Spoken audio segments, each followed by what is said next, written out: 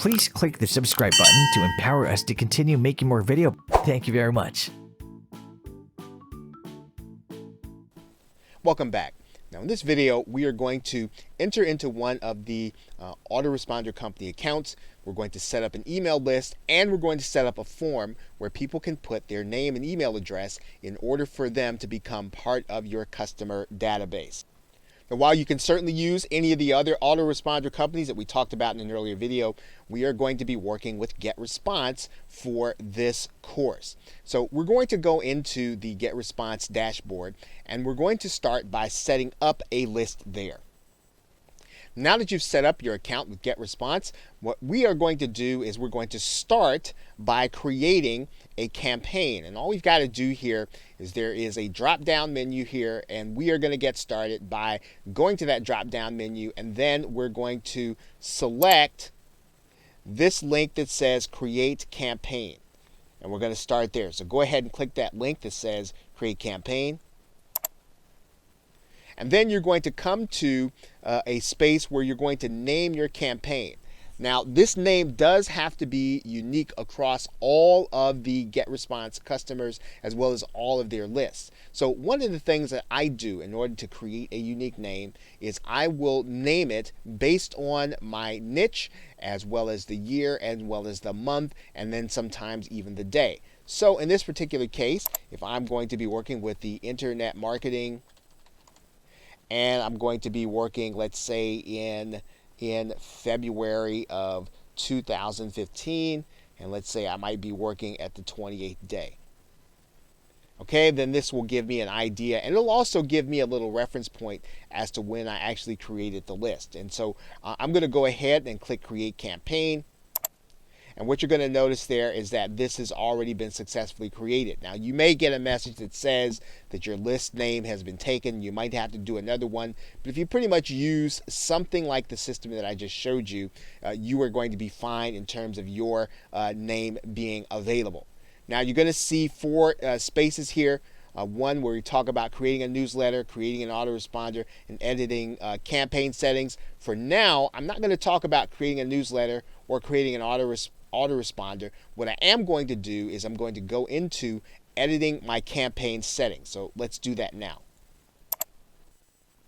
And when you come in, what you're going to want to do is to come to the Profile tab. And what I'm going to do here is I'm going to edit my campaign title.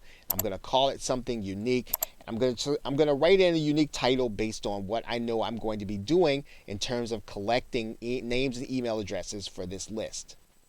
Okay, so I have a unique name. I'm going to click Save. Then they kind of want you to kind of put your list into a category. We can do that. And in this particular case, I'm going to say that I'm primarily focusing on education. And then I'm going to go ahead and save that. I'm going to do my campaign description. Okay, so I've got a little description there. I'm going to go ahead and click Save. Right, and because it's going to be about those who want to learn how to make money online, I'm going to write that in there. Whatever your particular market is, you can just write that in there into your campaign description. If you have a logo for your online company, you can put that there. All you're going to have to do is upload it. I'm going to skip that step. We're not going to do that right now, and we are going to go on to the next step. Now, if you're just getting started, you can leave these default settings the way they are. You do want to have a confirmed opt-in for those who subscribe by email or web subscriptions. When you get more advanced, you may want to work without the confirmed opt-in, but as you get started, it's best to go ahead and use double opt-in. You can actually have this message being sent by HTML, or in other words, they're going to see images instead of just a plain text email. But again, you can leave these default settings unless you have an idea of why you want to change them to either a custom URL. You can just let your confirmation page be hosted by GetResponse. So we're going to leave those settings there. Now, what I'm going to do now is we're going to go back to this general tab here, put in any details that I'll need. But for the most part, I'm going to suggest that you leave the default settings in the general tab unless you have a reason to change them. Now, if we completed that, we're going to now go to the next step. And that next step is to create a web form. So we're going to go here we're going to click Create New, and we're going to click that link in the dashboard. Now what we're going to do at this page is we're basically going to create a form where your customer or your prospect they're going to put their name and email address, and when they put it in there, it's going to automatically be stored at GetResponse inside of a database of your names and email addresses, and it will prove that you have permission to send these customers and prospects email. So what you're going to do is to pick one of these designs, maybe one of the ones that you feel is most or closest to what it is that you are going to be offering. And then when you do that, then you're just going to click, and you're going to click Apply. And then that's going to give you the ability to work on this to work on this some. If you want to make it larger, you can do that. And what you're going to do here is you're going to write in here. Things that will entice your site visitor in order to come and actually get what it is that you have to offer them. Now we're going to be talking about that in the next video. We're going to be talking about giving your site subscribers a bribe in order for you to get their name and email address.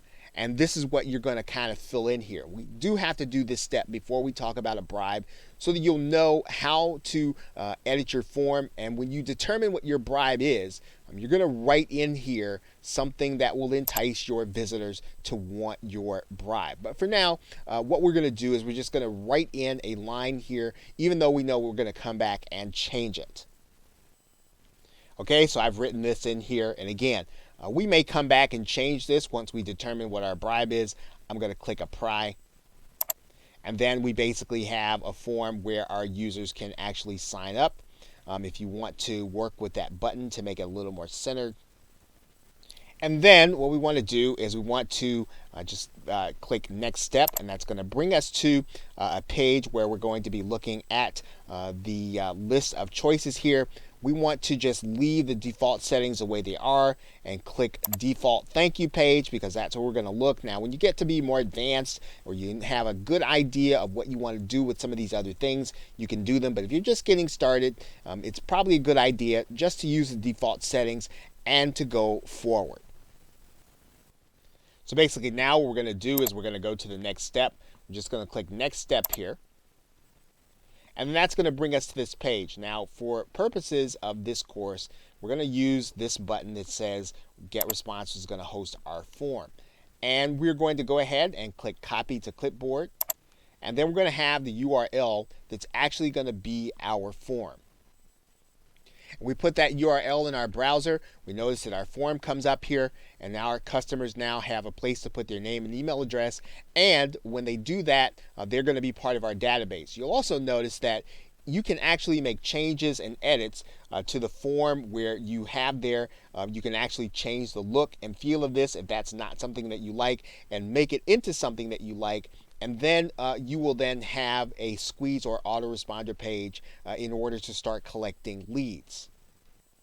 Of course, to edit the form, we could just go back to the previous step and go back to the design phase, and then we can make it look exactly the way we want. But for the most part now, we have a form that we like, we have a form that we now can work with, and we are going to now go to the next step.